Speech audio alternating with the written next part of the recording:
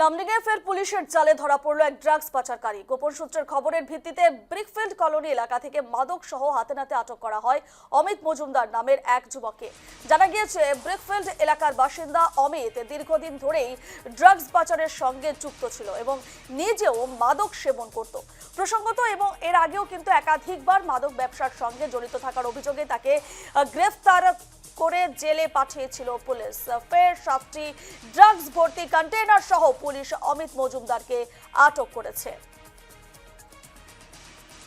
লামডিংয়ে ফের পুলিশের জালে ড্রাগস পাচারকারী। গোপন সূত্রের খবরের ভিত্তিতে ব্রিকফিল্ড কলোনি এলাকা থেকে মাদক সহ হাতে নাতে আটক করা হয় অমিত মজুমদার নামের এক যুবককে। এ নিয়ে আরো বিস্তারিত জানবো। আমাদের সঙ্গে ফোন লাইনে রয়েছে লামডিং থেকে প্রতিনিধি ধীরাজ দে। ধীরাজ, আরো একজন ড্রাগস পাচারকারী পুলিশের জালে, তার সঙ্গে কে বা কারা জড়িত, কি আপডেট রয়েছে, কি জানাচ্ছ?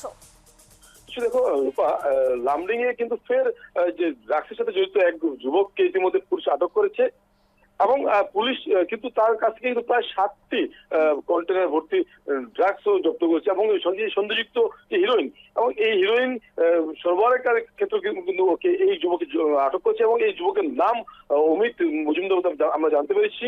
এবং অমিত মজুমদার কিন্তু এর পূর্বেও কিন্তু একাধিকবার প্রায় 2 থেকে 3 বার কিন্তু এই ড্রাগসের ব্যবসার সাথে জড়িত থাকার অভিযোগে কিন্তু অমিতকে পুলিশ আটক করেছিল এবং পুনরায় পুলিশ কিন্তু এই যুবককে ড্রাগস সহ হাতে নাতে আটক করতে সক্ষম হয়েছে। এবং এই যে অমিত কিন্তু আমাদের যে পুলিশ সূত্র থেকে আমরা জানতে পেরেছি যে অমিত কিন্তু ড্রাগস সেবন করে এবং নিজে সেটা ব্যবসাও করে এবং দীর্ঘ বহুদিন ধরে দেখা গেছে লামডিংয়ে কিন্তু এই ধরনের যে একাংশ যে যুবক যারা ড্রাগসের সাথে জড়িত এদেরকে পুলিশ আটক করেছে। তবে জনগণ যে সচেতন মহল রয়েছে ওনাদের প্রত্যেকের প্রশ্ন যে এই যে নেশা কারবারের সাথে জড়িত যে মূল কাণ্ডার যে মূল মাস্টার মাইন্ড সেই ব্যক্তিকে কখন পুলিশ আটক করতে সক্ষম হবে, কেননা যতক্ষণ না পর্যন্ত এই মারাত্মক যে ড্রাগ বা হিরোইন এই ব্যবসার সাথে জড়িত মূল কাণ্ডারিকে আটক করতে সক্ষম হবে না, ততক্ষণ মধ্যে এই সমস্যা কোনো মতেই সমাধান হবে না।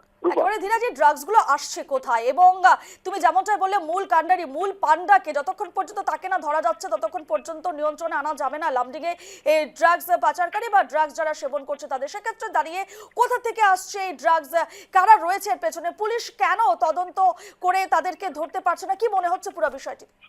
দেখো, বিভিন্ন সময় কিন্তু দেখা গেছে যে রেল এবং রেলটাকে যেহেতু লামডিং একটি জংশন এবং এই রেল থেকে কিন্তু একটি সুগম পথ হিসেবে বাছাই করে নিচ্ছে নেশা কারবারীরা। তবে তোমাকে আরো একটি কথা জানিয়ে রেখে যে লামডিং এর পার্শ্ববর্তী রয়েছে আরো একটি রাজ্য নাগাল্যান্ড, অর্থাৎ দিমাপুর যে রেলওয়ে স্টেশন, সেখান থেকে কিন্তু মায়ানমার এবং অপরদিকে শিলচর থেকে কিন্তু মিজোরাম এবং এই 2টি রাজ্য থেকে কিন্তু অতি সহজে কিন্তু দেখা গেছে যে ড্রাগস সরবরাহকারীরা ড্রাগস নিয়েছে। এবং যেহেতু একটি রেল জংশন তোমাকে আমি যেমনটা বললাম এবং এই রেল জংশনের মাধ্যমে রেলের মাধ্যমে কিন্তু নেশার পাচারকারীরা প্রায় নেশাজাতীয় সামগ্রী পাচার করতে দেখা যায়, কেননা আরপিএফ এবং জিআরপির যে অভিযান সেই অভিযানকালীন কিন্তু অনেক সময় দেখা গেছে বিভিন্ন রেল থেকে বৃহৎ পরিমাণের নেশাজাতীয় সামগ্রী জব্দ করতে সক্ষম হয়।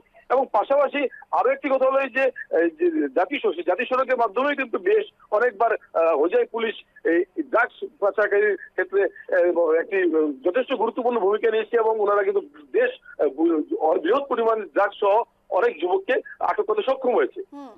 তুমি যেমনটা জানলে রেলের সহযোগে বা জাতীয় সড়কের মাধ্যমে দিয়ে ঢুকে পড়ছে লামডিং শহরে ড্রাগস, সেক্ষেত্রে দাঁড়িয়ে পুলিশ কি করছে, পুলিশ প্রশাসন কি করছে, সেগুলো রাস্তাতেই কেন রুখে দিচ্ছে না, তাদেরকে সেখানেই কেন বাধা দেওয়া হচ্ছে না? তাহলে কি পুলিশ প্রশাসনের কোথাও একটা গাফিলতি রয়েছে? নিশ্চয়ই। দেখো এই প্রসঙ্গে একটা কথা বলতে হবে যে পুলিশ কিন্তু প্রায় বিভিন্ন সময় যুবকদেরকে আটক করছে এবং শুধু লামডিং পুলিশ নয়, যে লামডিং রেলওয়ে স্টেশন থাকা যে সিআইবির দল এবং আরপিএফ তথা জিআরপি যে দল রয়েছে ওরা প্রত্যেকে কিন্তু নিজের দায়িত্ব পালন করার চেষ্টা করছে। তবে এই ক্ষেত্রে কিন্তু একটি কথা বলতে হবে, যেহেতু এখনো পর্যন্ত কিন্তু মূল মাস্টারমাইন্ড কাউকে আটক করতে সক্ষম হয়নি, পুলিশকে আরো কঠোর হতে হবে এবং আগামী দিনে পুলিশের নিজের যে তদন্ত সেই তদন্ত আরো জোরদার করে তুলতে হবে, যাতে লামডিং এর যে যুব সমাজ এই যুব সমাজকে বাঁচানোর জন্য পুলিশকে কিন্তু আরো কঠোরে দাঁড়াতে হবে। একেবারে এই মুহূর্তে যেভাবে রেল শহর লামডিং এ ড্রাগস ছড়িয়ে পড়েছে, ড্রাগস পাচারকারীদের একেবারে রমরমা, সে জায়গায় দাঁড়িয়ে পুলিশ প্রশাসনকে আরো কঠোর হতে হবে, নিয়ন্ত্রণে আনতে হবে সব পুরো বিষয়টি। ধন্যবাদ তোমাকে ধীরাজ।